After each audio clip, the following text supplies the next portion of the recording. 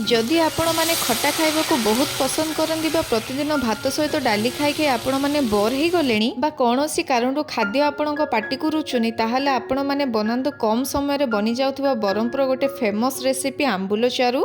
आंबुल चारू बनवाई आम गैस उपर बसईदबा गोटे डेक्ची आउ देदबा गरम पानी। एठी आपण मैंने केते परिमाण आंबुल चारू बनइबे से हिसाब रे पानी कम अधिका करि परिबे। एबे आमे एथिरे देदबा स्वाद अनुसार लुण।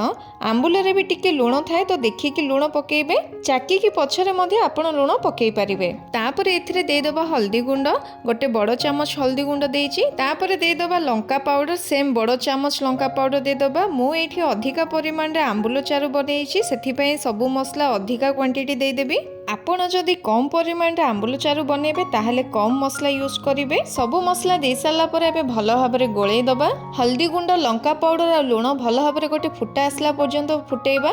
एठी देखंतु 5 ରୁ 6 मिनिट पर मु आपनकु देखौची पानी भलो भाबरे फुटी गलानी।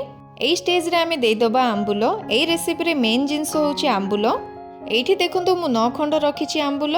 तो आंबुल को मु सुखिला नेइची। आपण माने नेइथिबा आंबुल केते खट्टा अछि सेही हिसाब रे आंबुल एठी नेबे। जदि कम खट्टा आंबुल थिबो तो आपण माने आउ 2टा खंड आंबुल ऐड करि परिबे। तो एठी खट्टा आंबुल अछि सेथि पई मु 9 खंड आंबुल नेइची 2 लिटर पानी पई। तो एठी देखंतु मु आंबुल को दे देबी। एबे गैस रो फ्लेम को हाई करि दबा। हाई फ्लेम रे आकु आमे 5 ରୁ 6 मिनिट पर्यंत भलो भाबरे फुटेइबा कवर करिकी। जेउ पर्यंत भलो भाबरे फुटुथुबो सेही भितर आमे आंबुल चारू को छुंक बा तड़का दबा। छुंक पई कोन कोन लागिबो आपनकु देखौची देखंतु। एठी मु नेइची 5 फुटण, तापरे 5टा सुखिला लंका, बड़ साइज रो 2टा रसुण, तापरे 2टा कंचा लंका नेइची। कंचा लंका देबा द्वारा हमर आंबुल चारू भलो बास्ना और फ्लेवर आसीबो। एठी देखंतु मु बहुत सारा भृसंग पत्र नेइची। भृसंग पत्र टिके अधिका नेबे। भृसंग पत्र देबा द्वारा चारूर बास्ना भलो आसीबो। देखंतु पत्र को भलो भाबरे धोई देइची। तापरे हेंगु नेबा। जदि घरे हेंगु अछि तो निश्चय नेबे। तो एठी देखंतु 5 ରୁ 6 मिनिट पर मु आपनकु देखौची चारू। चारू केते बढ़िया भाबरे फुटी जाइची। आउ गोटे जिनस होला एई आंबुलटा एई पानी रे जेते बेले फुटिबो आंबुलर खट्टा अंश एई पानी रे आसी जिवो आ टेक्सचर भी बहुत बढ़िया आसीबो। एठी देखंतु 2 लिटर पानी जगह 1.5 लिटर पानी पाखापाखी हो जाइए। एबे आमे चारू को साइड रे रखिदबा। एबे हमर मेन स्टेप होची तड़का बा छुंक देबा।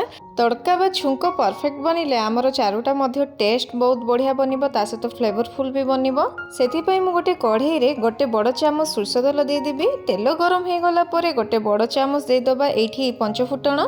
चारूर आउ गोटे मेन जिंस होची रसुण। एठी मु बड़ साइज रो 2टा रसुण नेइची। एई रसुण रे चपा थाई कि टिके छेची दबा। तो रसुण को टिके अधिका पकेइबे, टेस्ट और फ्लेवर बहुत बढ़िया आसीबो। रसुण को देई साला परे हल्का फ्राई करिबा, कलर हल्का ब्राउन हैला पर्यंत। ता सहित 2टा कंचा लंका। एठी गैस रो फ्लेम लो टू मीडियम रखिबे। एठी कंचा लंका निश्चय देबे, चारूर टेस्ट 2 गुण कर दबो। ता सहित 5टा दे दबा सुखिला लंका। एठी देखंतु 3टा सुखिला लंका को हाथ रे एम्ति छिंडेई की दे देबी। आउ 2टा सुखिला लंका गोटारे ही दे देबी। सुखिला लंका दे साला पर हल्का टिके भाजी दबा। एई स्टेज रे ही आधा चामच हेंगु दे दबा। हेंगु निश्चय पकेइबे, हेंगु द्वारा फ्लेवरफुल बनिबो चारू आमर। एठी शेष रे हेंगु यूज करूची कारण आमर हेंगु स्टार्टिंग रे देथिले हेंगुटा पोड़ी जाइथांदा, सेथि पे मु शेष रे ऐड करूची। आउ आमे दे दबा एठी भृसंग पत्र। फ्लेम को लो टू मीडियम रे ही रखिबे। एई सब को भलो भाबरे भाजी दबा।